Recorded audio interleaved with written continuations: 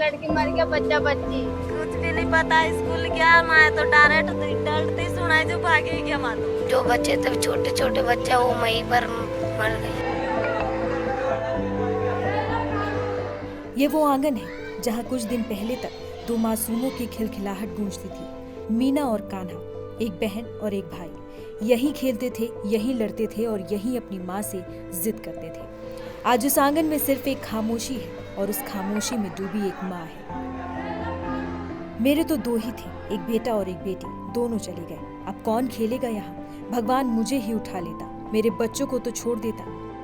ये सिर्फ एक माँ का दर्द नहीं है, ये उस सरकारी लापरवाही पर एक चीख है जिसने राजस्थान के झालावाड़ में 7 घरों के चिराग हमेशा के लिए बुझा दिए। शुक्रवार की वो सुबह बाकी दिनों की तरह नहीं थी। पिपलोट के सरकारी स्कूल में बच्चे प्रार्थना के लिए जमा हुए थे। उनके छोटे छोटे सपने थे, आंखों में चमक थी, लेकिन उन्हें क्या पता था कि जिस स्कूल को वो ज्ञान का मंदिर समझते हैं वो उनकी कब्रगाह बन जाएगा। पलक झपकते ही छत एक भयानक गड़गड़ाहट के साथ नीचे आ गिरेगी। बच्चों की चीखें मलबे के नीचे दब गई। जब धूल छटी तो मंजर दिल दहला देने वाला था। 35 से ज्यादा बच्चे मलबे में दबे थे और उनमें से 7 मासूमों की सांसों की डोर हमेशा के लिए टूट चुकी थी। अगली सुबह अस्पताल के बाहर जो मंजर था उसे शब्दों में बयां करना नामुमकिन है। हवा में सिर्फ माओं की चीखें थी, पिताओं की बेबसी थी। कोई अपने बच्चे के शव से लिपटकर उसे ना ले जाने की भीख मांग रहा था तो कोई बस पथराई आंखों से शून्य में ताक रहा था।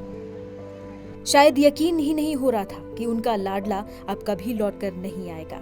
उन 7 बच्चों में 6 साल का कान्हा और उसकी 12 साल की बहन मीना भी थे।